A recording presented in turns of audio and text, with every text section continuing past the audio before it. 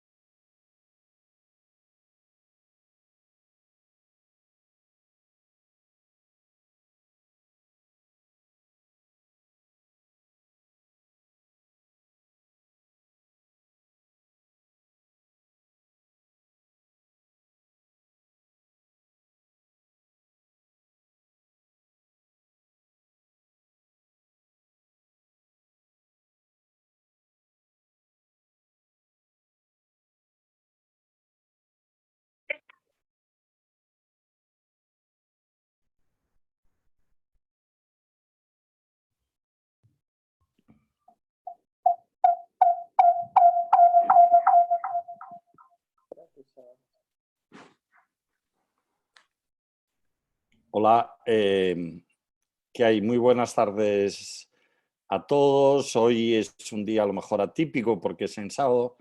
Normalmente esta plataforma y esta formación la venimos realizando pues durante la semana, pero la verdad es que las múltiples ocupaciones del profesor Nicolás Ferraro pues han hecho que tengamos que trasladar a este día sábado, pero yo estoy seguro que va a merecer la pena. Yo creo que el profesor Nicolás Ferraro, Nico, yo creo que pues para todos nosotros, yo creo que es un grandísimo docente, un grandísimo endodoncista y la verdad es que nos une al grupo de Santiago de Compostela y al máster en DORE de la Facultad de Santiago de Compostela, nos une una grandísima amistad. La verdad es que es una persona entrañable y que ya contamos con él aquí en la Facultad de Santiago de Compostela y creo que vamos a poder contar, si las circunstancias lo permiten, de nuevo en septiembre, otra vez a finales de este curso. Él es profesor de posgrado tanto de la Facultad allí del Desarrollo en Santiago de Chile y de una universidad que que nos recuerda mucho aquí a Galicia, que es la Universidad Finisterrae. Y que la verdad es que cuando vino hasta aquí, pues fuimos a Finisterre, a Fisterra, pues a poder ver el fin del mundo era para los europeos. Esto que parece casi un fin del mundo, pues bueno, se ve que al final el mundo continúa, que el mundo sigue presente y nada, que tenemos que seguir formándonos pues para poder salir con más conocimientos. Yo estoy seguro que hoy nos vas a enseñar muchísimas cosas. Para mí sabes que eres el candidato número uno pues, a desarrollar el proyecto de Endogal en Chile, así que contamos contigo, con todo tu equipo, con el grupo de profesores, con la profesora Yelenia Salinas, también que es una amiga entrañable, pues que podáis divulgar lo que es Endogal en Chile y por toda Sudamérica y lógicamente tú como líder de opinión aquí también en Europa. Bienvenido, aunque sea por una vía, digamos, no presencial, a a España, y bueno, y a todo el mundo, porque a través de esto se ve en todo el mundo. Gracias por estar con nosotros y por gastar tu tiempo con nosotros, Nico. Un Muchas gracias. verdadero placer, Sí, ¿sabes? para mí es un honor estar con ustedes en este sábado y espero que podamos compartir harta información. Les voy a presentar una conferencia bien clínica, con harto caso, harta cosa que pueda ser interactiva. Te agradezco mucho la invitación, agradezco mucho el participar con un equipo como el de ustedes, que es un equipo bien destacado a nivel de Europa y que tuvimos el gusto de conocer hace unos años atrás cuando pudimos ir con un grupo de estudiantes a la Universidad de Santiago, ver cómo ustedes trabajaban. Y la verdad es que se formó, como decía Benjamín, una amistad, una verdadera amistad entre nosotros.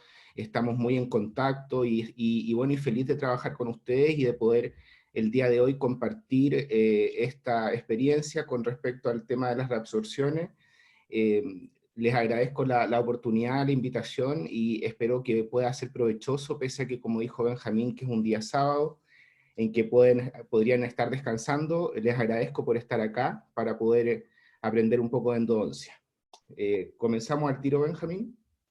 Perfecto, cuando tú quieras. Excelente. Muchísima suerte, Nico. Bien, Vale. muchas gracias a todos. Les dejo, primero que nada, agradezco, como les decía, al grupo de Santiago de Compostela, a Endogal, a Galimplant por la invitación y por la posibilidad de estar con ustedes vía computador en estos tiempos difíciles, pero que creo que tenemos que aprovechar para poder potenciar todas las cosas que son positivas de esta forma de compartir, ¿ya? Aprovechar el tema digital, aprovechar el tema de las redes para poder compartir con amigos y para poder estar presente con ustedes allá.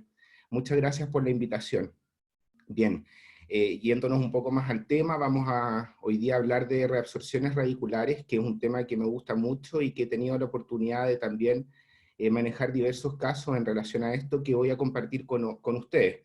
Les voy a presentar primero un video cortito de cómo es nuestra universidad acá en Chile y nuestro equipo de profesores de la Universidad del Desarrollo.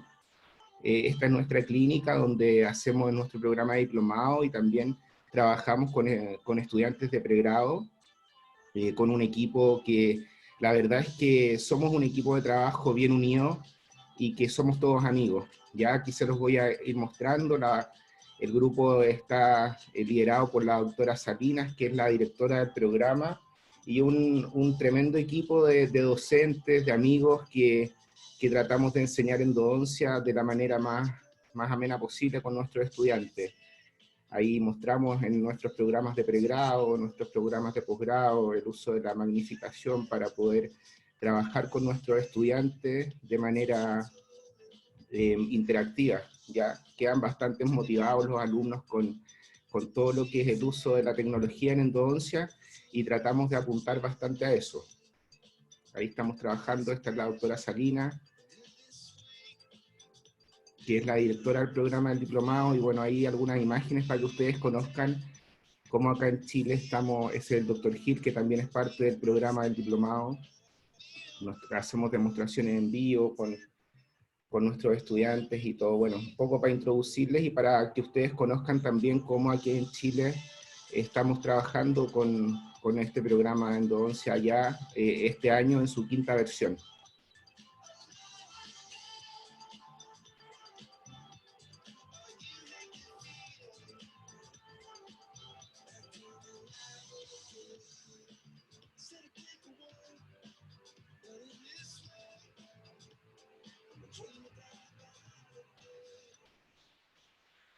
Bien, volviendo al tema de las reabsorciones, un poco vamos a comenzar hablando un poco de cómo se ha desarrollado este tema en la historia. Ya el año 1859, el doctor Fox, el doctor Joseph Fox, comienza a asociar en relación a ciertas tumoraciones del hueso el proceso reabsortivo a nivel de las piezas dentarias. En el año 59, John Toms comienza a acuñar el término absorción en relación principalmente a lo que ocurría con dientes incluidos. Por ejemplo, lo más común que comenzaron a ver en esos tiempos eran dientes como el canino, que producía reabsorciones en incisivos laterales. Ya el año 1901 se comenzó a acuñar el término de ciertos cráteres que se veían en la superficie radicular, y bueno, el año 1920 el doctor Mamery comienza con esto de las áreas rosadas, característica clínica muy importante en los casos de reabsorciones internas y reabsorciones cervicales. El glosario de términos de la Asociación Americana de Endodoncia define la reabsorción radicular como una condición que está asociada a un proceso tanto fisiológico o patológico, dependiendo de la etiología del problema, que finalmente resulta en la pérdida de la capa protectora de la pieza dentaria y comienza a haber una reabsorción del tejido dentinario, ¿ya? En caso de las reabsorciones, las clasificamos en dos grandes áreas, las reabsorciones externas y las reabsorciones internas. Dentro de las reabsorciones externas, la clasificación en este estudio del año 2018, podemos encontrar diferentes tipos que vamos a ir tratando durante la conferencia. La reabsorción externa de superficie, principalmente asociada a tratamientos de ortodoncia con fuerzas excesivas o a dientes que están incluidos, como por ejemplo, lo más común es el canino, y también los terceros molares en relación a la zona cervical del segundo molar. La reabsorción externa inflamatoria, la reabsorción cervical externa, que es un proceso reabsortivo patológico un poco especial por las características, principalmente por la etiología de este problema, un problema que tiene características clínicas particulares y que es por eso que se trata como una clasificación diferente. Nosotros lo vamos a revisar también. Tenemos la reabsorción por reemplazo, y el colapso apical transitorio, que también se define dentro de la clasificación de las reabsorciones externas, pero como vamos a ver, este es un proceso que se produce principalmente asociado a trauma. Y dentro de las reabsorciones internas, vamos a dividirla en la inflamatoria y la de reemplazo. Un poco para comenzar a hablar de las reabsorciones y adentrarnos más en la clínica, les quiero explicar primero un poco de la fisiopatología que implica el proceso reabsortivo. Y para ser claro y conciso en la explicación, vamos a tener dos cosas que son bastante importantes a la hora de hablar de reabsorción en una pieza dentaria. Lo primero es para dar comienzo al proceso reabsortivo, lo primero que tiene que ocurrir es una pérdida de las barreras de protección del diente. ¿Cuáles son las barreras de protección de la pieza dentaria? El ligamento periodontal y el cemento, ¿ya? Cuando hay una pérdida del cemento, del ligamento periodontal, y en el caso de la reabsorción interna de la capa de predentina, eso gatilla una activación de células clásticas, principalmente dentinoclastos o osteoclastos, que comienzan el proceso reabsortivo en la superficie radicular y el proceso inicia, ¿ya? O sea, importante para saber, para el comienzo de la reabsorción radicular tienen que ocurrir estos dos factores: la pérdida de las barreras de protección por un lado, y por otro lado la activación de células clásticas, principalmente el osteoclasto.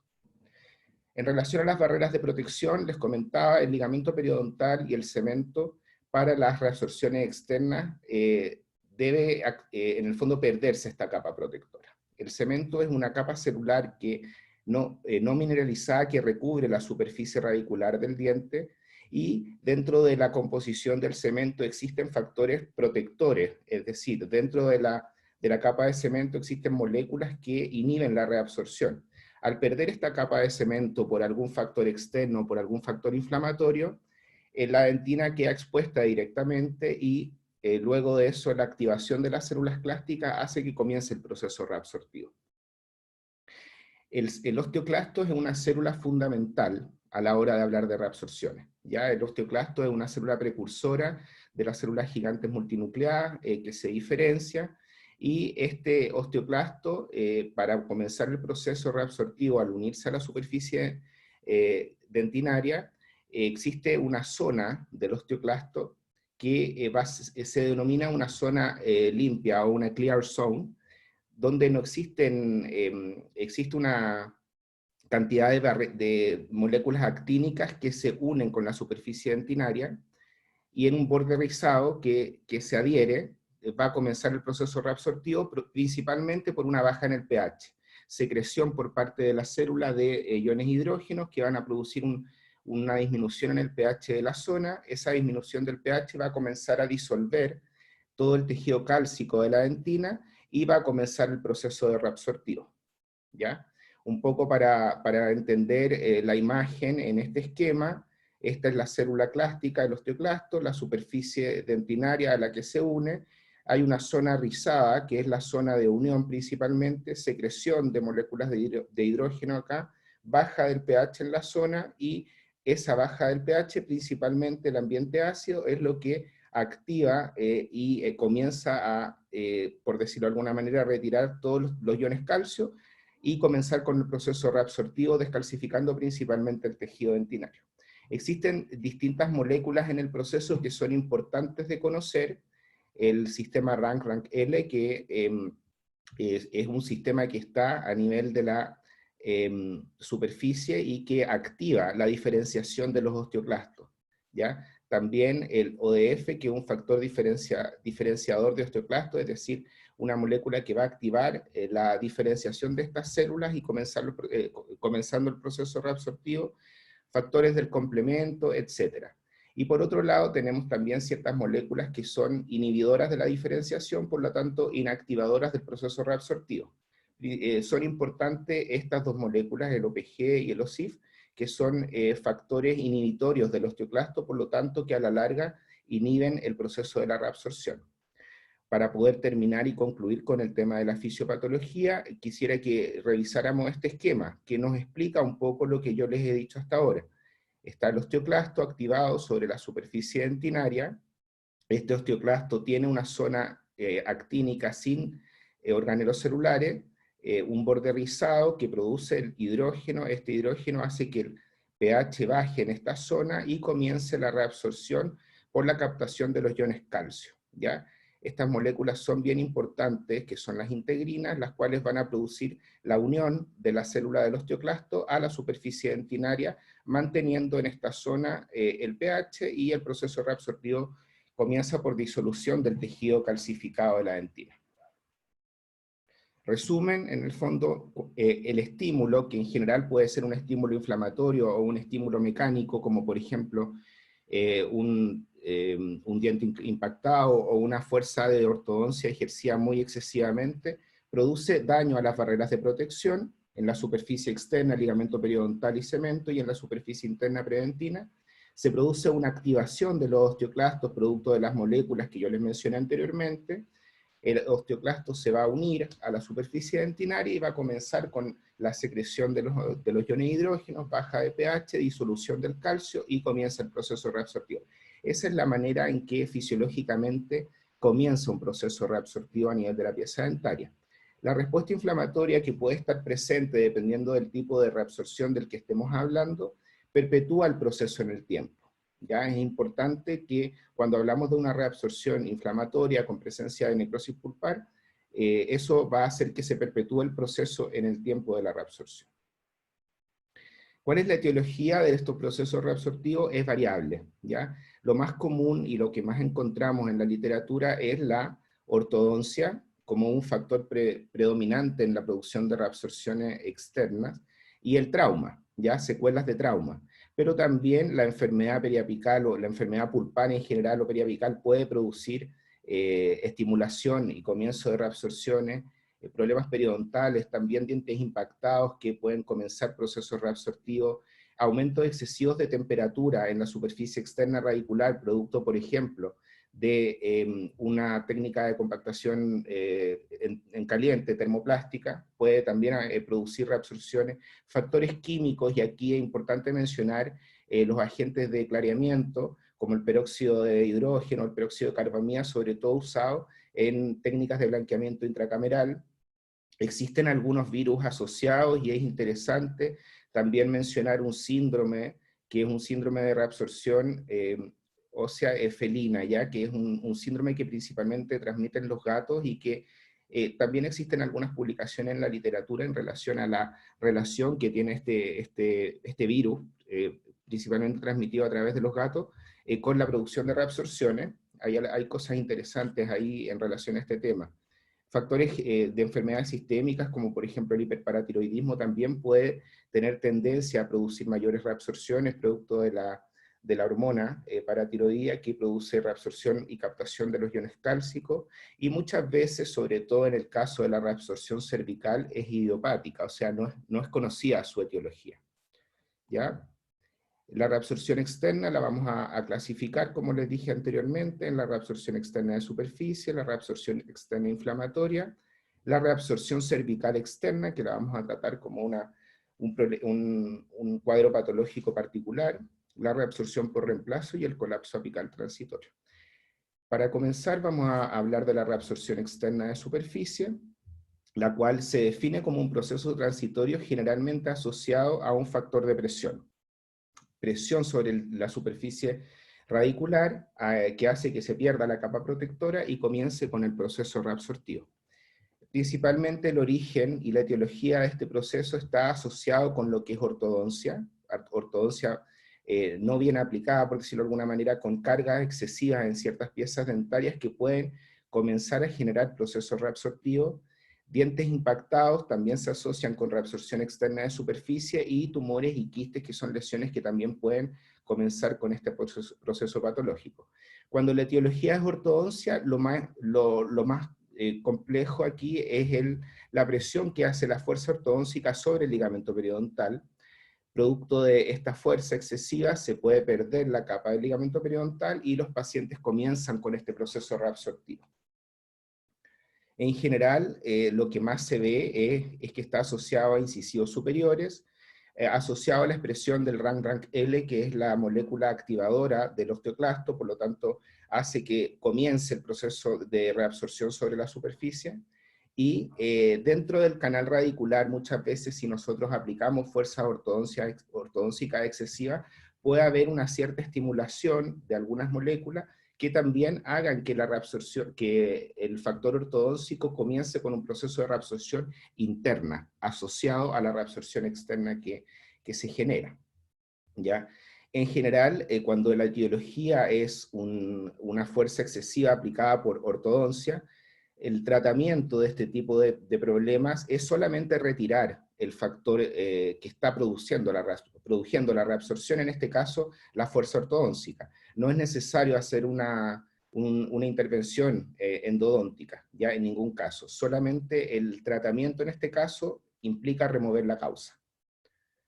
Aquí un metaanálisis del año 2019 en que descubrieron, un poco para actualizar en el tema, que la mayoría de los dientes que se les produce esta reabsorción inducida por factor ortodóntico son dientes vitales. Ya ellos concluyeron en este estudio de que los dientes tratados endodónticamente tienen en general menos reabsorción. Un dato interesante a la hora de hablar de este tema, ya solo como un dato anexo se los comento. Y comencemos con lo entretenido, que es lo que a mí me gusta, que es la clínica.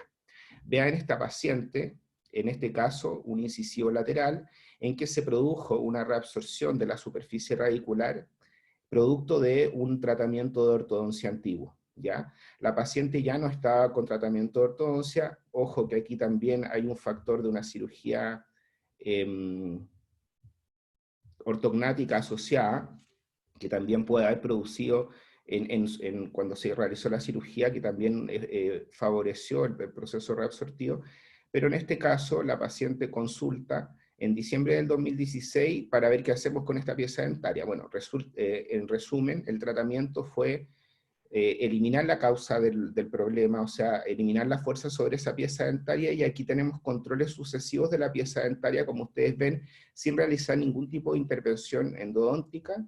El año 2019 la paciente tiene las condiciones similares a las que tuvo el 2016, o sea, no hay un aumento progresivo, no hay un avance del proceso de reabsorción, ¿ya? Lo más frecuente cuando la etiología es un diente incluido, como les decía anteriormente, lo que pasa frecuentemente es que el canino produce una reabsorción en la superficie radicular del incisivo lateral. Ya según este metaanálisis del 2018, cuando existe este tipo de etiología en relación a las reabsorciones producto de un canino incluido, lo que más frecuentemente se ve es que el incisivo lateral se reabsorbe por la zona palatina, ya en un 56%. Y lo más común es que se afecte el tercio medio o el tercio apical del incisivo lateral. ¿Ya? El canino incluido en general va a producir desplazamiento de dientes adyacentes, puede provocar quistes foliculares y una serie de complicaciones. Y dentro de estas complicaciones, la reabsorción externa del diente adyacente, que en este caso lo que más encontramos es la reabsorción sobre el incisivo lateral. ¿Ya? Hay una relación directa entre la reabsorción de incisivos laterales y de caninos, ¿ya? O sea, lo más frecuente cuando hay caninos incluidos que producen procesos reabsortivos es encontrar afectado al incisivo lateral.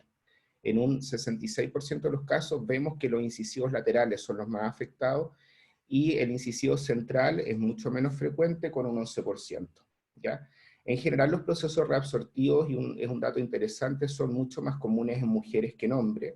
Se habla de una proporción de 2 a 1, y la proximidad entre el canino y la superficie radicular del diente afectado tienen una relación importante, que la vamos a ver ahora. Es interesante medir siempre este ángulo, que es el ángulo que se produce entre el eje mayor del incisivo lateral y el eje mayor del diente incluido, y es bien predictor este ángulo. Ya se habla de que si este ángulo es mayor a 54 grados, existe gran posibilidad de que exista un proceso reabsortivo en la superficie radicular del incisivo lateral, ¿ya? Interesante también hacer el análisis de Lindauer, que también está escrito en este estudio del año 2016, este análisis de Lindauer un poco para predecir con una radiografía panorámica, una radiografía retroalveolar, qué grado de reabsorción podría tener ese canino. Se coloca una línea por distal del incisivo lateral, por mesial del incisivo lateral, y una línea en el centro, y se hacen 3 zonas, ¿ya? Una zona 1, 2 y 3 y 4. Ya el sector 1, que es cuando el canino incluido está por distal de la tangente al incisivo lateral, se habla de un sector 1 de Lindauer. ¿Ya? El sector 2 es cuando está entre esta línea y el eje mayor del diente. El sector 3 es cuando está entre el eje mayor del diente y la tangente mesial en este caso. Y el sector 4 es cuando está mesial a esta tangente mesial, por decirlo de alguna manera. ¿Ya? El sector 4 es lo más complicado, entre el 3 y el 4 es lo más tendiente a reabsorción. Vamos a ver este caso clínico interesante, que es una paciente de sexo femenino de 13 años, con un canino izquierdo incluido, un análisis de Lindauer tipo 3, o sea, existe alta probabilidad de que haya reabsorción, y en este caso además se ve que el diente ha comenzado un proceso reabsortivo. El valor del ángulo en este caso es de 42 grados. Vean la fotoclínica de la paciente. Esta paciente se le descubrió este proceso, entonces lo que se hizo en ese momento fue remover el factor causal que estaba provocándolo. El diente lateral estaba bastante comprometido ya. Le hicieron la tracción del canino, y a la paciente se le indicó el tratamiento endodóntico, el cual fue realizado no me llegó a mí inmediatamente la paciente, le hicieron el tratamiento ortodóntico en otra parte, y la verdad es que el resultado fue bastante catastrófico. Miren el escáner, el diente estaba bastante comprometido en el incisivo lateral, y la paciente llegó a mi consulta en estas condiciones, ya con una perforación por la zona, producto de que en el fondo la endodoncia le hicieron a través de la zona de la reabsorción. Le pedí un escáner, y este fue el resultado. Había que hacer la endodoncia, esto iba a fracasar si nosotros no intentábamos abordarlo. La verdad es que el caso se le explicó a la paciente y que el pronóstico era reservado, pero era una paciente joven, así es que decidimos jugárnosla para poder salvar el diente. Se retiró todo el relleno, ahí está, y volvimos a recanalizar el canal radicular con microscopía, con magnificación, con uso de puntas ultrasónicas, etcétera.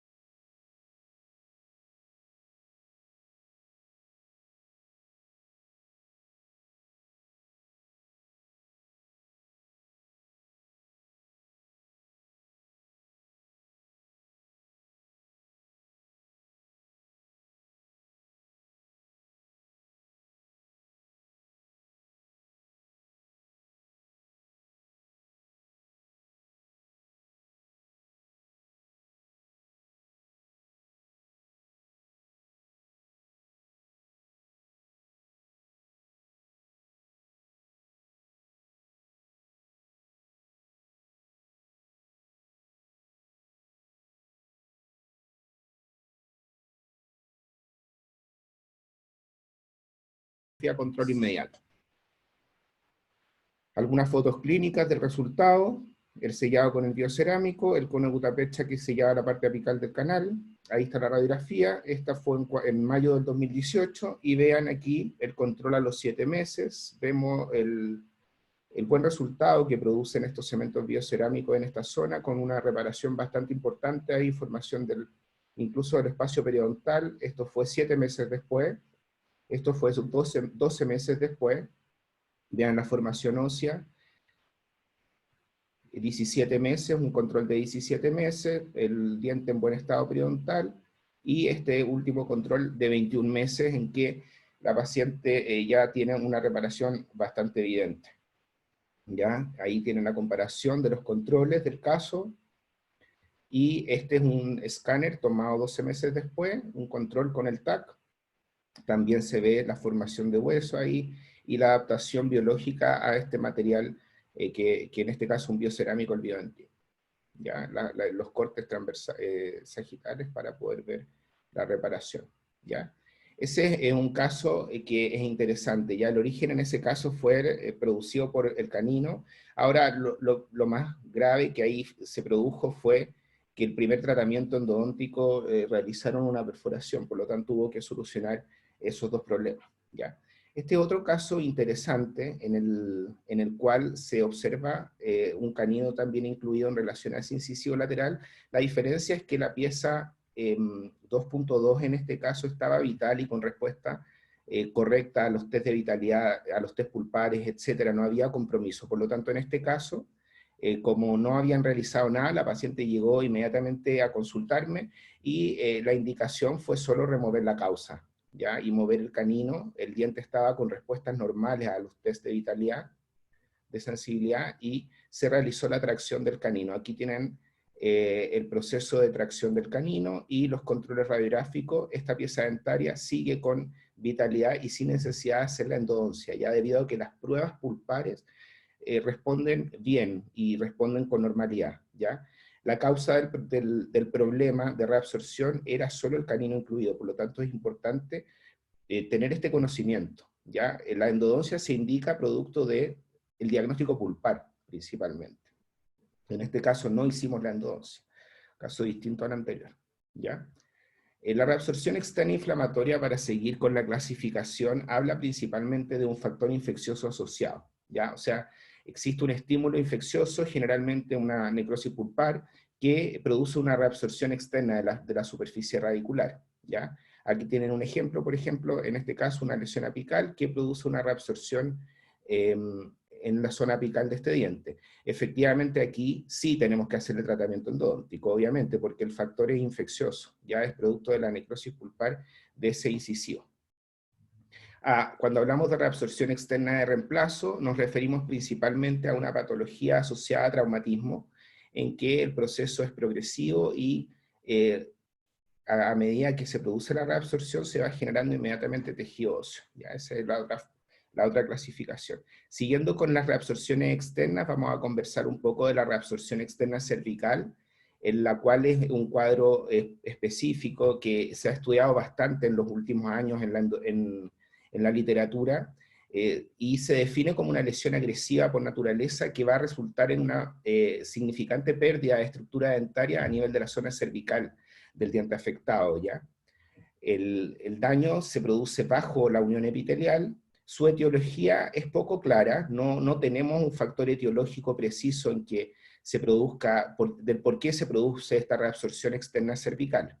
Y la podemos categorizar, por decirlo de alguna manera, en una etapa de iniciación, una etapa de propagación dentro de la dentina, y una etapa de reparación en que se forma tejido óseo en la zona donde está avanzando esta reabsorción. ¿Cuáles son los factores predisponentes que se han estudiado? Y les coloco acá un estudio de MapRedo del año 2017 versus el clásico estudio de Hethersey en relación a este tipo de reabsorciones, y el factor más importante también para las reabsorciones externas como factores predisponentes son el trauma y la ortodoncia. Es importante saber que es mucho más común que sea multifactorial, ¿ya? Es decir, que tengamos varios factores asociados a la producción de reabsorciones externas. Por ejemplo, una combinación de un factor ortodóntico con un factor traumático, un factor de mala higiene con un factor traumático, etc.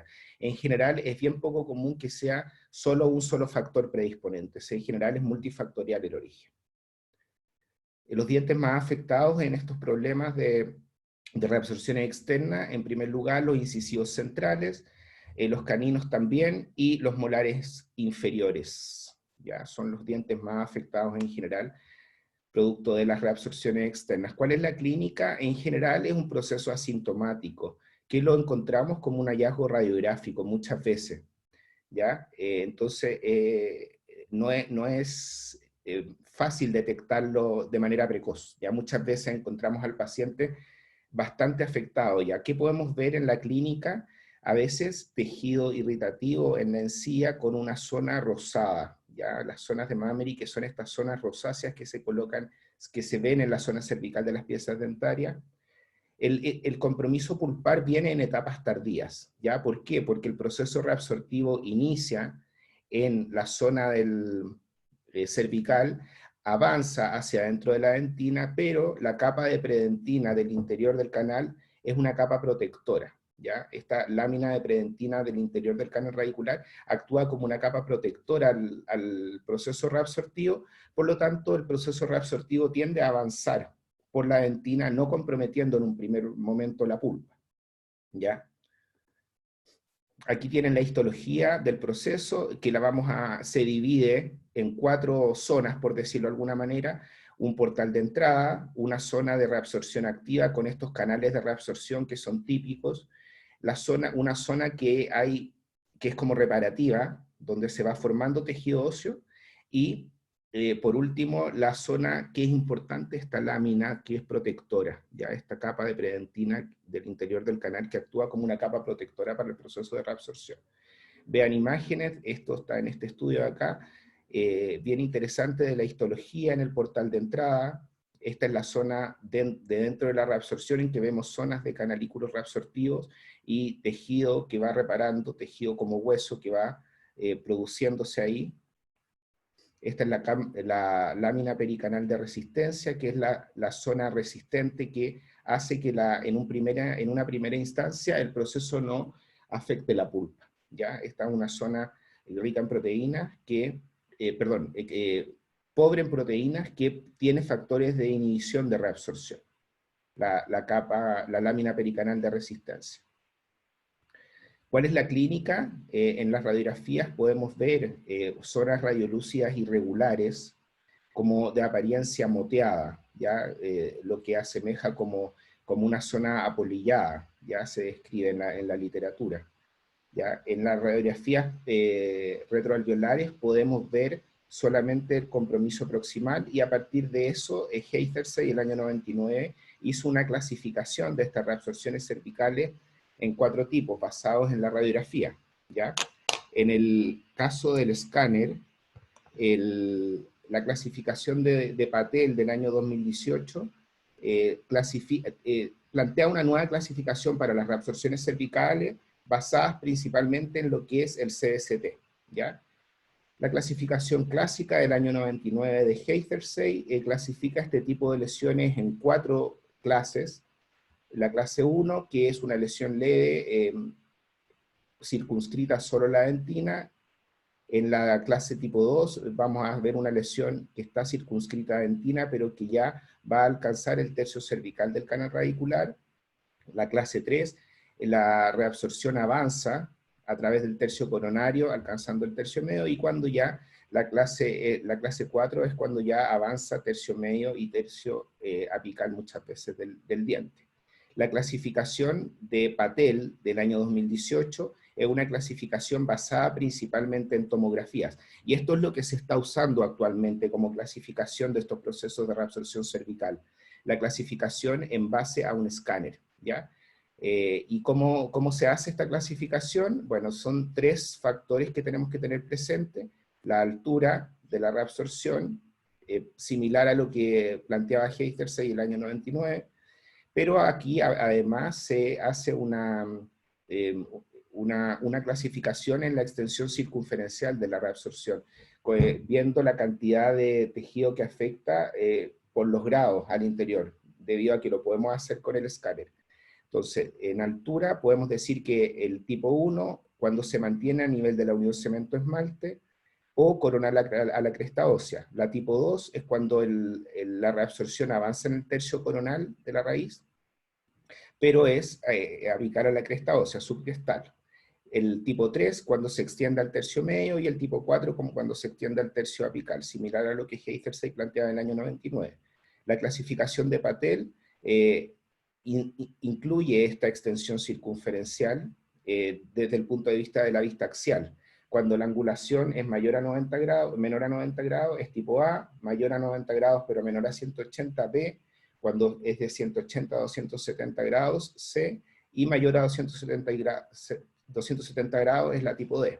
Y también Patel habla de la importancia de que si la lesión está confinada a la dentina o ha afectado el tejido pulpar. Y en ese caso es D si ha afectado la lesión solo a la dentina, y P si es que ya ha afectado el tejido pulpar. Aquí hay una comparación de la clasificación de Heitherstay con la de Patel. Heitherstay se basa en la radiografía periapical, Patel en el escáner, ¿ya? Heitherstay solo clasifica el defecto en el sentido proximal, pero en la clasificación de Patel, aparte del compromiso de la zona proximal, podemos ver también el compromiso en sentido mesiodistal y vestibulolingual, producto de los ángulos que les mostré anteriormente. ¿Cuál es el tratamiento de este tipo de reabsorciones? Existen distintas técnicas para poder abordarlas, pero principalmente lo más importante es mantener el diente en salud y función, ¿ya? Lo ideal es eliminar completamente el tejido de reabsorción para que no recidive el proceso, y sellar este defecto que se produce con algún material que generalmente lo que se está usando actualmente son los materiales biocerámicos. Es interesante el uso del ácido tricloracético, que actúa como un cáustico del tejido reabsortivo y que se va también a usar dentro del protocolo de tratamiento de esta reabsorción. ¿Cuáles son las opciones que tenemos para poder reparar este tipo de defectos en las piezas dentarias? Primero, una reparación externa y quirúrgica del defecto sin hacer el tratamiento endodóntico si la pulpa no ha estado comprometida. Una reparación interna a través de la endodoncia, que es lo que yo les voy a mostrar ahora en un caso clínico. Podemos usar la técnica de reimplante intencional, que consiste en extraer la pieza dentaria, reparar el defecto fuera de boca y luego la implantación antes de los 15 minutos. Controles periódicos en caso de que el diente no sea tratable y esté sintomático, y bueno, y por último, la extracción del diente y la colocación de un implante. Voy a mostrarles este caso clínico de una reparación interna producto de una reabsorción cervical, en este caso en un segundo molar inferior, y inducida por un tercer molar ahí que estaba impactando a esta pieza dentaria, ¿ya? Clasificación 2 de Heitherstay. Este es el caso inicial. Vean acá en el escáner cómo se comenzó. Seguramente la estimulación inicial fue producto de la impactación del tercer molar, ya en que se produjo esta zona. Esto es una reabsorción cervical, no es caries. La caries se ve distinta, hay un mayor compromiso de la pared acá. Ya el tejido, cuando uno enfrenta el caso, también es un tejido diferente. La caries tiene una consistencia mucho más pegajosa y no avanza de manera tan, por decirlo de alguna manera, no respeta el canal radicular, ¿ya? Lo que vemos nosotros en los procesos reabsortivos es que hay un respeto del canal radicular producto de esta lámina pericanal de resistencia que les mencioné anteriormente, y el proceso comienza a avanzar hacia apical de la raíz. Entonces ahí uno puede hacer el diagnóstico diferencial con una caries. ¿Qué hicimos? Hicimos el acceso endodóntico, vean aquí el tejido, retiramos todo ese tejido reabsortivo, en este caso era un solo canal radicular amplio, tipo C, en el diente, limpiamos todo el fondo, utilizamos el ácido tricloracético para poder finalmente eliminar todo el tejido reabsortivo. Ahí estamos eliminándolo con fresa. Vean cómo estaba el tejido ahí, lo eliminamos también, nos ayudamos de cucharetas de caries hasta dejar totalmente limpio el fondo. Aplicación del ácido tricloracético en una mota de algodón, se deja ahí por 2 minutos, y luego retiramos y tenemos que ver dentina sana, ¿ya? En este caso sellamos con biodentín, ¿ya? Esta zona, en el fondo la zona que se había afectado por el tejido reparativo.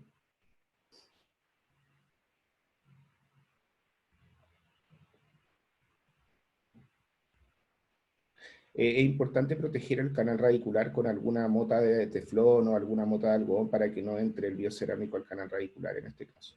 Bien, después de hacer esta primera colocación del material, a mí me gusta con los pacientes pedirles un TAC de control, ¿ya? Para poder ver la colocación, y vean aquí cómo bajo la zona de la reabsorción quedaba un poco de tejido, por lo tanto volvimos a entrar en la segunda sesión y sellar esta zona de abajo con fresas de tallo largo para sacar ese tejido reabsortivo que se veía, que no se había abordado en la primera instancia.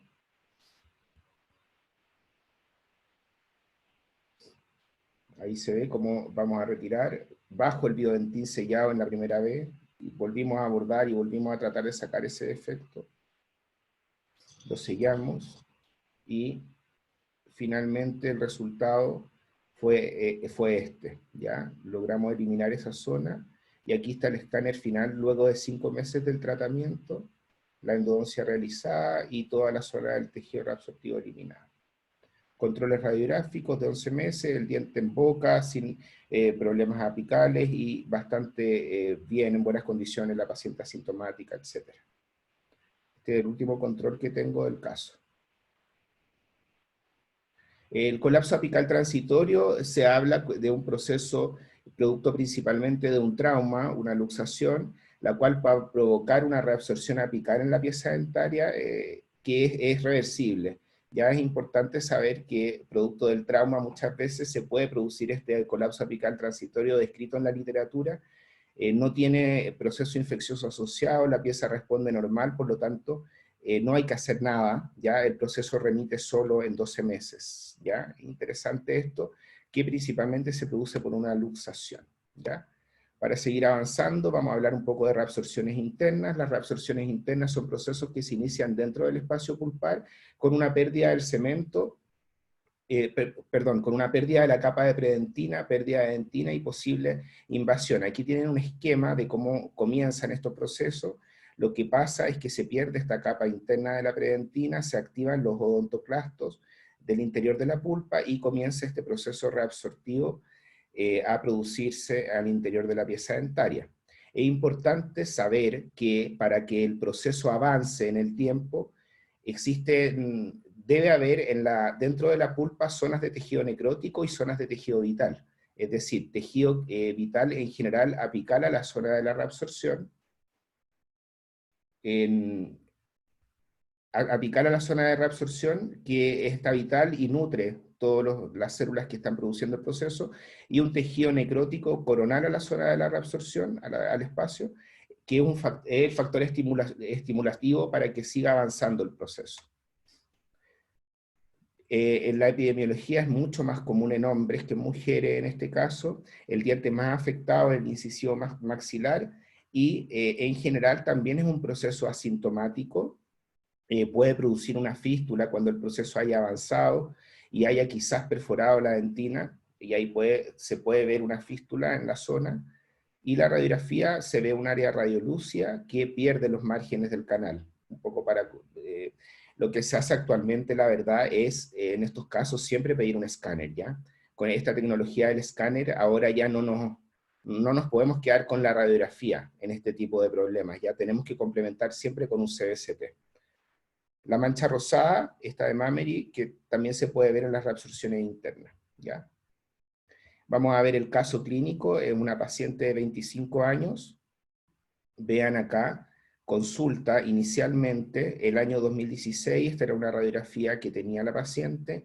En ese momento la persona que la vio le dijo que no había que hacer nada, que esto iba a remitir y iba a detenerse. Vean lo que pasó cuando la paciente llegó a mi consulta en el año 2018, en abril, cómo había avanzado el proceso reabsortivo, ¿ya? Con un daño mucho mayor ahora. Por lo tanto, yo le indiqué inmediatamente el tratamiento endodóntico. En estos casos de reabsorción interna, debemos realizar la endodoncia, porque sabemos que el tejido pulpar es el tejido que activa los odontoclastos, los dentinoclastos en este caso, y perpetúa el proceso reabsortivo. Ya, por lo tanto, en los casos de reabsorción interna debemos indicar siempre la endodoncia. Aquí está el caso, el mismo caso que les mostré inicialmente. La paciente tenía esta pieza, ¿se acuerdan del primer reabsorción externa de superficie, que tenía esta reabsorción en el lateral. Bueno, en el canino tenía este proceso reabsortivo, vean los cortes del escáner, bastante extendido, pero sin perforación, ¿ya? Entonces, eso es importante, no hay perforación, por lo tanto, el procedimiento se realizó. En la primera sesión, una cavidad de acceso muy sangrante en general.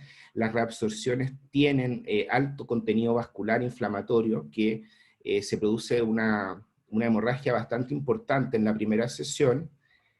Aquí se ve cómo utilizamos el expiendo, que es un instrumento de limpieza mecánica en el canal radicular, para poder limpiar la zona ideal de la reabsorción y sacar todo el tejido vital ahí. Ya ahí está, se ve cómo está limpio, y se recomienda siempre en estos casos utilizar hidróxido de calcio, es decir, realizar el proceso en 2 sesiones, principalmente porque el hidróxido de calcio va a contribuir a neutralizar el ambiente ácido que existe en el medio, a aumentar el pH y, por supuesto, que a la larga mejorar el pronóstico del caso. Usamos hidróxido de calcio y realizamos la obturación con técnica termoplástica. Vean los controles, año 2000, octubre del 2017, 2018, miren en julio del 2019, como el caso está bastante bien, la paciente sin problema. Y para ir terminando ya, este es el último caso que les voy a mostrar. Es un caso que fue uno de los primeros casos de reabsorción que yo vi el año 2015, una paciente joven, también una paciente de 11 años, con una rizálisis interna a nivel de este molar. ¿Ya? Vean el daño óseo que tenía la paciente. Seguramente la causa aquí es infecciosa, ¿ya? O sea, es producto de un problema pulpar. Le pedimos un escáner bastante comprometido acá, bastante comprometido, se ve la zona de la reabsorción, y seguro con perforación acá. Por lo tanto, bueno, la terapia se realizó la preparación químico-mecánica, medicación con hidróxido de calcio por las condiciones que les comenté anteriormente, y lo que hice en este caso fue sellar esta zona con MTA, y tomé una radiografía de control que lamentablemente no tengo, pero tengo este control radiográfico de 26 meses, se tomó en junio del 2017, y miren cómo está el diente bastante bien. En un inicio esta paciente, la mayoría de los colegas a los que yo mostré el caso me dijeron, no, eso va a extracción, la pieza va a ser perdida en algún momento, háganle algo transitorio para ver si funciona, y posteriormente cuando la paciente termine su desarrollo, le hacemos el implante. Bueno, resulta que las cosas cambian y a veces la endodoncia funciona, y funciona bastante bien. Miren este control de 24 meses, hay reparación, formación de un tejido reparativo, ya no digamos que pueda ser dentina eso, pero se formó un tejido debido a la biocompatibilidad del material de sellado, que en este caso fue el MTA, control radiográfico de casi 2 años después del tratamiento, vean aquí, cómo se formó un poco de tejido, se formó bastante ahí, línea periodontal, la paciente está asintomática, control comparando el inicio con lo que ocurrió el año 2017. Bueno, y aquí tengo una secuencia de controles radiográficos, una paciente regalona, como decimos acá nosotros, que viene siempre a sus controles, viene y es bien responsable, porque ella quiere mantener su pieza dentaria. Vean acá el control del 2018, y esto fue 52 meses después del tratamiento, en agosto del 2019, sin signos de patología periapical ni ninguna cosa, el diente asintomático con su rehabilitación bien realizada. Bien, un poco para concluir y un poco transmitir lo que quiero a ustedes con estos casos que les he mostrado, y un poco con la teoría de las reabsorciones. Es muy importante en estos casos el diagnóstico pulpar. El origen del proceso reabsortivo lo va a dar la causa que está produciendo la reabsorción. El factor etiológico es fundamental. Y si el factor etiológico es mecánico, como por ejemplo una ortodoncia o un trauma, debemos eliminar el factor etiológico, a un diente incluido, no hacer la endodoncia al tiro, ¿ya? La endodoncia se realiza de acuerdo al diagnóstico pulpar, ¿ya? En caso de que haya afección del tejido pulpar, evidentemente tenemos que hacer la endodoncia, pero no en todos los casos. Muy importante el CBCT, análisis con escáner, y también aplicar la clasificación de Patel, que es la del año 2018, en que incluye, en que debe ser con un CBCT. Para el tratamiento es muy importante la magnificación y el uso de los materiales biocerámicos son fundamentales porque aumentan la biocompatibilidad y, bueno, y la mejoría de los casos a largo plazo. Una cosa importante también es mantener los controles. Bien, los que quieran, aquí pueden escanear este código QR con su celular, con sus teléfonos, tómenle una foto y los va a linkear a un link de Dropbox, donde está toda la bibliografía que utilicé en la presentación, y la pueden sacar de ahí, ¿ya? Para que lo escaneen. Aquí quiero mostrarles algunas fotos de mi pasada por Santiago de Compostela, recordando tan lindos momentos. Aquí estamos con el grupo de estudiantes, está el profesor Martín ahí, está Pablo también, que tuvimos alguna oportunidad de escuchar algunas clases de él con los alumnos, y bueno, y en este lugar de Noya que es tan recordado, lindo por mí, y tengo tan buenos recuerdos de esa zona de España. Les agradezco mucho la atención, espero haber contribuido en algo en este congreso de Endogal. Bueno, gracias Benjamín, gracias Pablo, gracias a todos los organizadores. Les dejo ahí un link de YouTube para que vean algunos videos que son como educativos de endodoncia que utilizamos acá, y se los comparto también para que lo puedan utilizar allá o mirarlos ahí si es que quieren. No sé si hay alguna pregunta. Hola, Nico. Sí, no, creo que tienes unas cuantas, ¿sabes? Ya. Unas cuantas preguntas. Lo primero, me encantó la charla, ¿eh? La verdad es que me lo pasé estupendamente y aprendí alguna cosa, pues la verdad es que estupenda. Y gracias por tu generosidad, por la bibliografía, que sin duda utilizaremos, ¿eh? Utilizaremos pues para nuestro día a día y pues para meternos en este tema. La verdad es que el interés que se muestra es evidente, ¿eh? Y darte las gracias. Tienes ahí ahora un toro de Miura, que es Pablo, sabes, que está con este tema, ¿eh?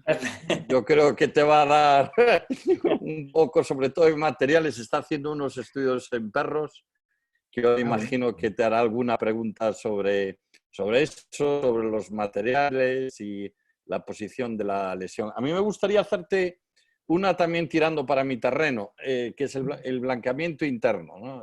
El blanqueamiento en dientes no vitales, que es un tema que me gusta, que veo que lo pusiste. Sí. Antiguamente, cuando utilizábamos con el peróxido de hidrógeno calor, sí que podíamos ver algún tipo de reabsorción externa. Ahora nosotros usamos perborato sódico químicamente puro, ¿eh? Pero nombraste el peróxido de carbamida. Yo no sé si tu experiencia y en este sentido, nosotros no vemos reabsorciones. Creo que el grupo de Santiago tiene unos cuantos cientos de dientes y la verdad es que no encontramos, ¿eh? Es un material que es muy poco agresivo y realmente de esta manera es un efecto secundario que podemos evitar, ¿eh?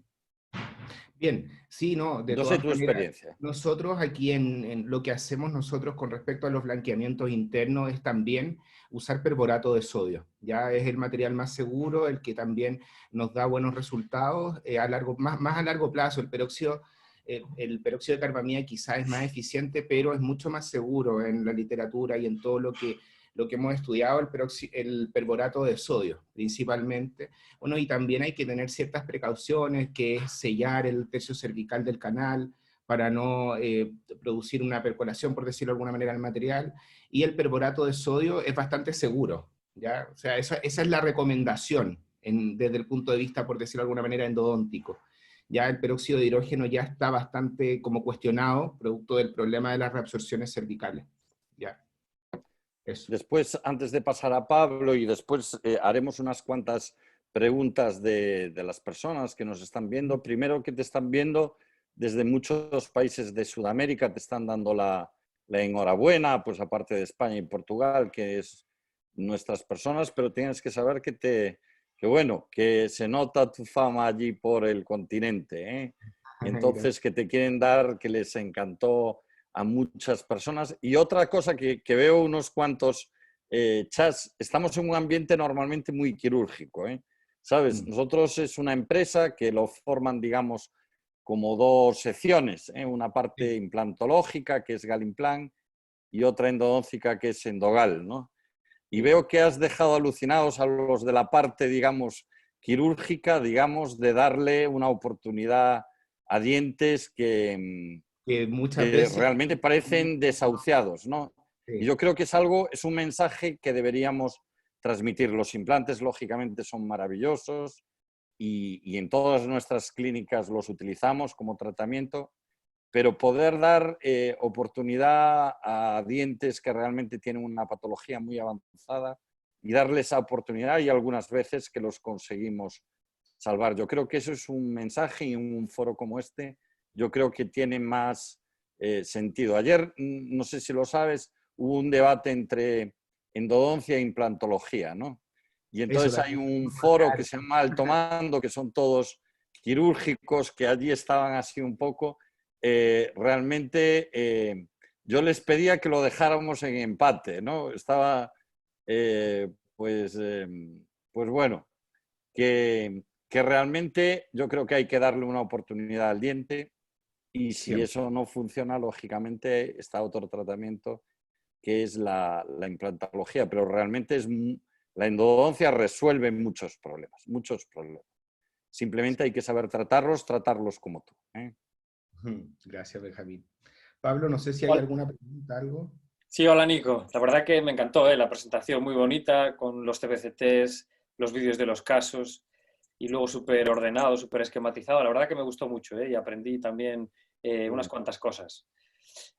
Bueno, yo sí que quería preguntarte por un par de cosillas de la reabsorción cervical invasiva, porque sí que hay veces que tengo dudas, ¿no? Es decir, la típica reabsorción cervical invasiva que aparece, que está totalmente asintomática, que es un hallazgo casual, y también leyendo estos artículos del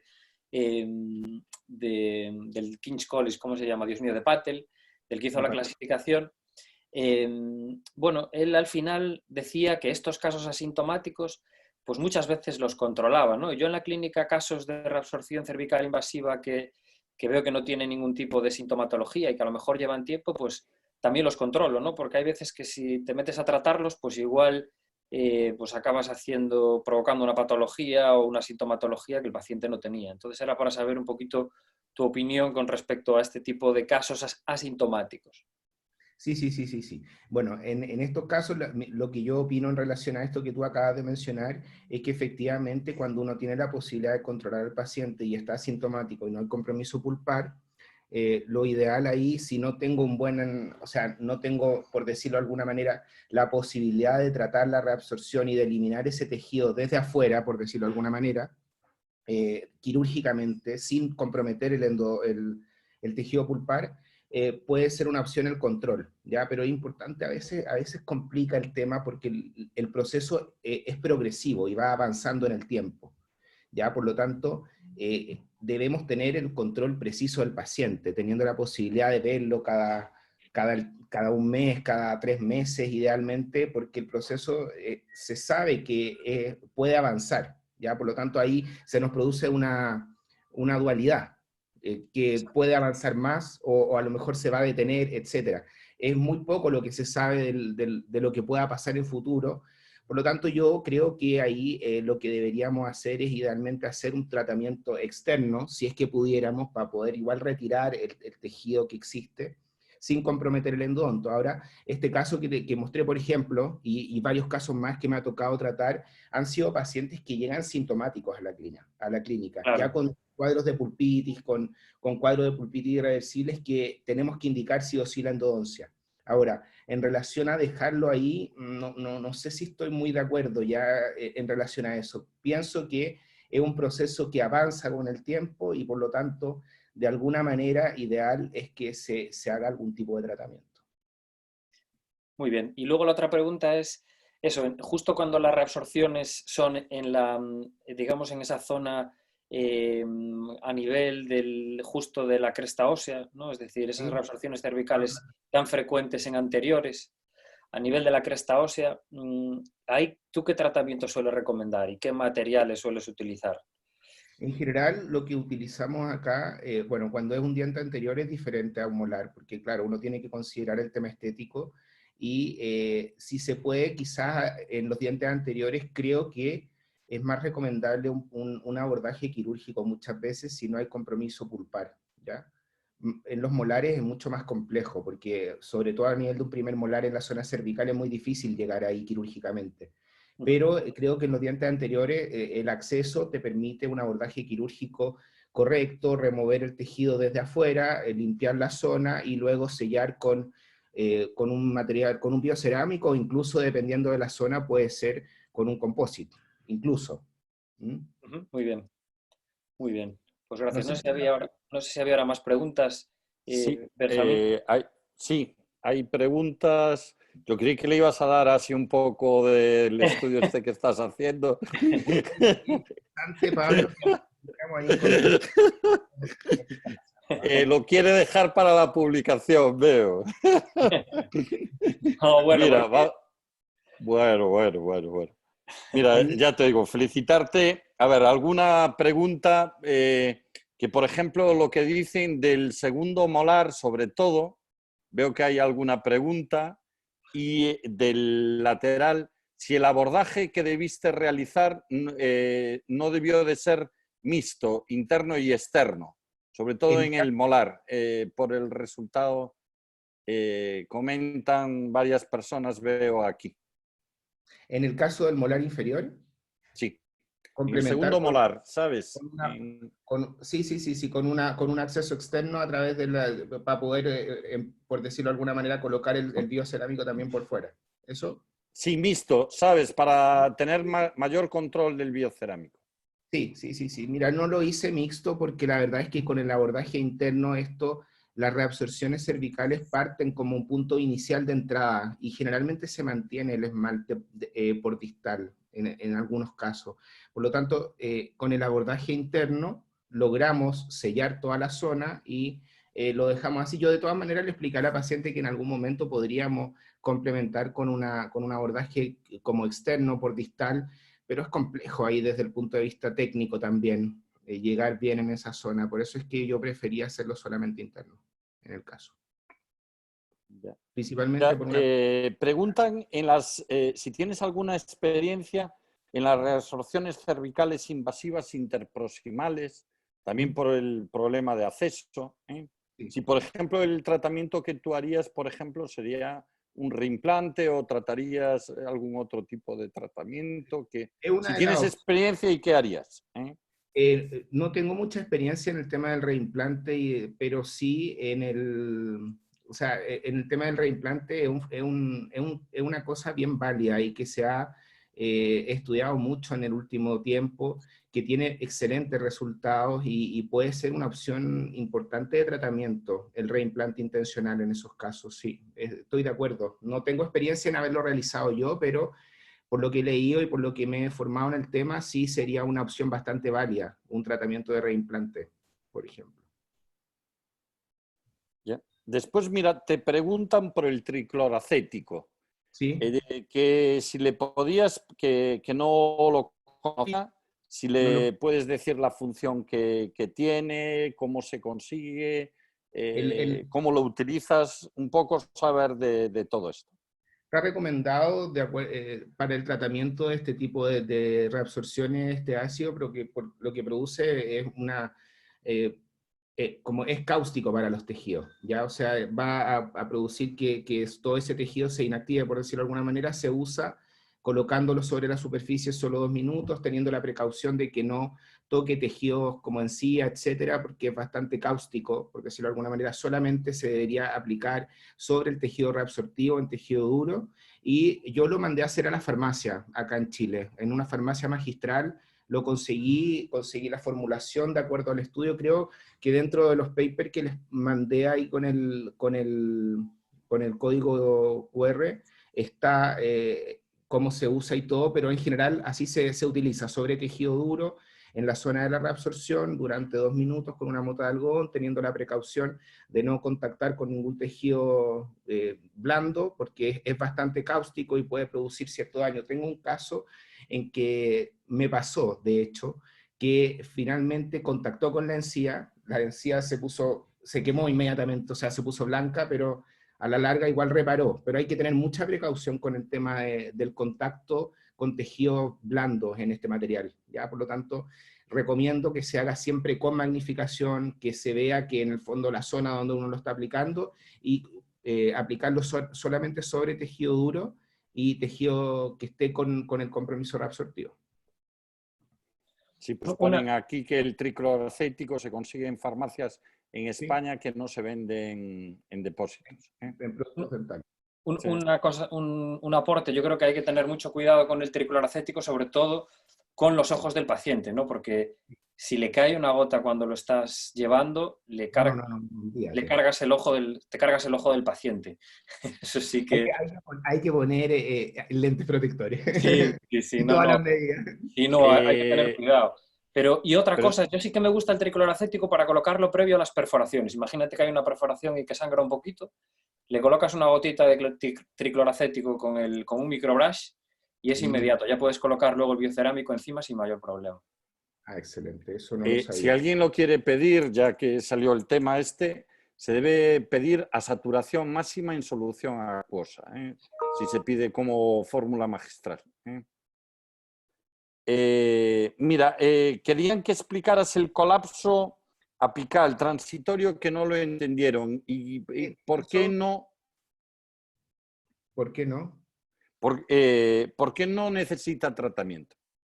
Eso es por la verdad es que cuando hice la investigación para poder hacer la presentación en relación al tema de las reabsorciones, encontré esta patología que yo tampoco conocía el término mucho, y se describe principalmente como un problema asociado al trauma, principalmente asociado a luxaciones. Es un proceso reabsortivo que se produce en la zona apical de la raíz y que tiene se produce producto del traumatismo y a la larga se detiene en algún momento. Claro, lo complejo ahí es que el tema es que tiene que estar en controles el paciente. Es autolimitante, ¿ya? O sea, no necesita tratamiento y está generalmente asociado a un trauma. Una reabsorción asociada a un trauma, reabsorción apical, externa asociada a un trauma, se conoce como una entidad patológica de alguna manera que es autolimitante, ¿ya? No necesita ningún tratamiento y a los 12 meses el proceso se detiene. Y entonces es importante tenerlo presente en la clínica, sobre todo de pacientes con secuelas traumáticas, ¿ya? Que pueden comenzar con este tipo de reabsorciones a nivel de la zona apical y puede tratarse de este tipo de patologías que finalmente son autolimitantes. Eso es lo importante, que no hay que hacer ningún procedimiento endodóntico ni nada. Un poco para reforzar el concepto de que la reabsorción hay que tratarla eliminando el factor etiológico, ¿ya? Y no haciendo el tratamiento endodóntico inmediatamente. Ya muchas veces ahí nos equivocamos y la gente muchas veces indica endodoncias cuando no es necesario, ¿ya? El tratamiento es eliminar el factor etiológico. En el caso del colapso apical transitorio, es principalmente producto del trauma, consecuencia de un trauma, y lo que describe la literatura es que es autolimitante, que en 12 meses no va a seguir avanzando, por lo tanto es importante mantener los controles y todo. Mira, una pregunta parecida en este tema. Lo que dice un oyente, que ella lo que ve en tratamientos de ortodoncia, que con el tiempo la reabsorción externa sigue progresando, ¿no? Tú en estos casos, que aunque el cliente fuera vital, si recomendarías hacer endodoncia o no para tratar de frenar el proceso. En el caso, no es lo mismo el colapso apical transitorio. El colapso apical transitorio principalmente tiene que ver con trauma, ¿ya? Cuando hablamos de una reabsorción en que la etiología es una fuerza ortodóncica, por ejemplo, la aplicación de una fuerza ortodóncica intensa, uno al eliminar la fuerza ortodóncica sobre la pieza dentaria, el proceso se detiene en la mayoría de los casos, ¿ya? Por lo tanto, lo que yo haría sería primero eliminar la causa, que en este caso la fuerza ortodóncica sobre la pieza dentaria, y por supuesto mantener al paciente en controles. En caso de que el proceso quizás siga avanzando, evaluaría a lo mejor el hacer la endodoncia, pero lo que yo he visto en mi experiencia es que en general se detiene al eliminar la fuerza ortodóncica. Mira, también pide una persona que nos está escuchando si podías poner otra vez el código QR. No sé si te importa ponerlo, pues para que lo puedan hacer, aunque decirles a todos que esta conferencia va a estar colgada tanto en la página web de Endogal como de Galimplan y ahí lo podrán hacer, pero si no te importa, Nico, pues lo piden. Mira, después preguntan si podías dar marca y qué tipos o en qué circunstancias utilizas cada uno de los materiales en temas de reabsorción interna o externa, qué tipo de biocerámicos utilizas. Acá en Chile tenemos disponible tenemos MTA, tenemos el Total Fill de consistencia dura, el Total Fill Putty, tenemos también el Biodentin, y bueno, el que más uso yo es el Biodentin. En general me gusta por su manipulación, la forma de preparación, la correcta proporción que uno logra cuando lo mezcla con este sistema de las cápsulas, me gusta mucho porque logra realmente las propiedades que el fabricante te va a decir, ya por la proporción en que se mezcla, mejor que el MTA en ese sentido. Y uso bastante, sobre todo para dientes anteriores, el Biodentin, ¿ya? El Biodentin en dientes anteriores principalmente porque el MTA en las piezas anteriores puede producir tinciones a largo plazo, ¿ya?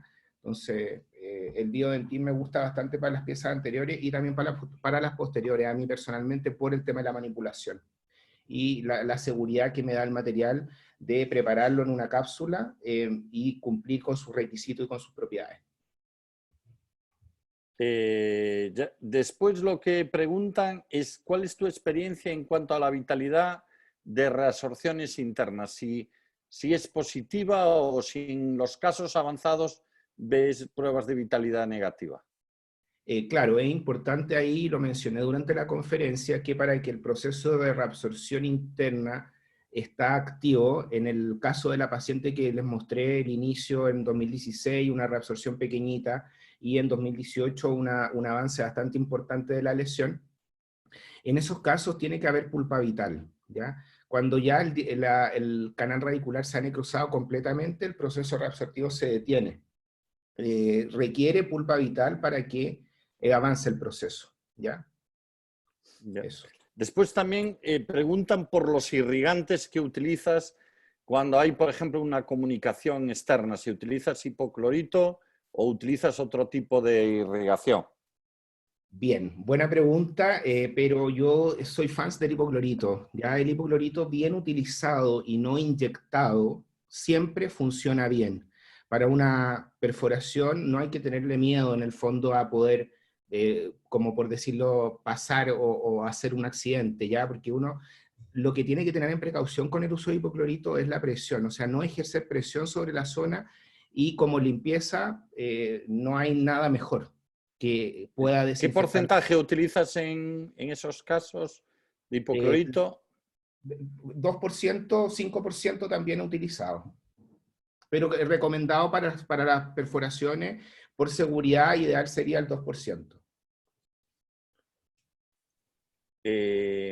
Y después yo creo que no sé si Pablo, ¿tienes alguna pregunta más? No, yo creo que bien. Bien. Mira, para terminar hay una pregunta que yo la dejé así para el final porque me hizo así un poco de gracia, que es un poco si no se deberían hacer tratamientos en base a la fisiopatología que demostraste. Más que tratamientos, digamos, reparativos, sí que se debe hacerlo, digamos, sobre las causas fisiopatológicas. Es muy interesante ese tema, es muy interesante, claro, en el fondo tratar de, no sé si entendí bien la pregunta, pero quizás se refiere a lo mejor a volver las capas protectoras o algo así. Exactamente, es decir, sobre la fisiopatología que tú hiciste, ¿no? Es decir, más que una reparación que tenemos, ¿no? Sí, entiendo perfecto. sería interesante eso. La verdad es que no he tenido la oportunidad de investigar. En algún momento leí algún estudio en relación a ¿cómo se llama esto? Mallas que colocan en periodoncia, quizás en los tratamientos quirúrgicos para proteger la superficie radicular, pero no tengo mucho conocimiento, pero creo que sería algo interesante, ¿eh? Sería algo interesante a considerar para el tratamiento de este tipo de lesiones, para evitar en el futuro su recidiva quizás. Bueno, está aquí Alfredo Esquiaga, que es un amigo entrañable desde Cataluña, que dice que el doctor Caviedes tiene un buen trabajo sobre reabsorciones transitorias. Queda dicho. Javier, yo lo conozco a Javier y también le he visto harta información que él tiene, el doctor Caviedes, y les recomiendo sus publicaciones, son súper interesantes ahí, y tiene un trabajo bien importante en relación al tema, como decía el doctor Esquiaga, recomendable totalmente poder consultarlo. Bueno, pues Nico, la verdad es que, mira, ya pasamos la tarde, ¿eh? Bueno, lo tuyo la mañana, ¿no? Tú Sí, bueno. ¿Estás ya pendiente de la comida o cómo es? ¿Qué hora es en Chile ahora? Las 2:20 de la tarde. Ah, bueno. Tenemos un día invernal con sol hoy día. Ah, sí. Bueno, no me resolviste la duda del principio, ¿eh? Si el pisco sour era peruano o era chileno, ¿eh? Siempre me ponen aprieto, Benjamín. Hay dos versiones, peruano y chileno, y te digo que los dos son buenos. A Así ver, que, en un ambiente como este que está todo el mundo. para la próxima vez te espero en Chile para darte un buen pisco sour chileno. Bueno. A ver si lo puedes comparar con el peruano que ya probaste alguna vez. Bueno, pues de verdad que un inmenso placer, como siempre, que te estamos esperando en septiembre en Santiago, si en el máster, que si las circunstancias, todo esto, pues son favorables, ¿no? Que imagino que en septiembre, que sí, Espero. lógicamente te recibiremos con los brazos abiertos, ¿eh? Yo de verdad que quiero hacer una mención a la hospitalidad de la gente de Santiago de Compostela, de Noya. Quedé maravillado cuando fui y agradezco infinitamente la oportunidad de haberlos conocido y haber compartido con ustedes, que lo más importante, más que intercambiar conocimiento, es intercambiar experiencia, ¿ya? Y siento que con la gente de Santiago, la gente de Galicia en general, me siento muy conectado porque los sentí tan cercanos, tan acogedores con nosotros cuando los visitamos. Son gente maravillosa y gente de un corazón excelente, así que aprovechando de compartir por la parte también afectiva, complementando también con toda esta cosa académica, feliz de estar con ustedes, feliz de haber compartido hoy día y bueno, ahí me dijeron que el pisco sour era peruano, ¿eh? Me lo hizo un peruano. Pero no. Gracias, Benjamín, por la Tema de invitación. discusión, ¿eh? Vamos a hacer una conferencia, parece. Bueno, doctor, muchísimas gracias por acompañarnos esta tarde. Te recibiremos con los brazos abiertos aquí en Galicia de nuevo. Gracias por tus palabras. Gracias, Pablo. Gracias, Benjamín, por estar ahí siempre. Y recordar a todos los asistentes que la semana que viene continuamos con más formación. El martes 28 estará con nosotros el doctor Jesús Pato. El miércoles 29 tendremos a la doctora Lisa González desde Portugal. El jueves 30 estaré yo hablando de marketing post-COVID y el viernes día 1 tendremos con nosotros al doctor Ramón Míguens. Continuamos con la formación, continuamos con Movimiento Galimplant, con Movimiento Endogal. Muy buenas tardes en España, muy buenos días, tardes en Chile. Buenas tardes. Chao, gracias. Gracias. Chao, Benjamín, muchas gracias. Chao, Pablo. Chao, Nico. Nico, de verdad un placer, maravillosa conferencia, ¿eh? Me encantó, ¿eh? Bueno que le haya gustado y ahí aportar un poco en el conocimiento. Gracias a usted y gracias por la invitación y nos vemos en septiembre si Dios quiere. Perfecto. Venga, Chao. abrazos. Chao.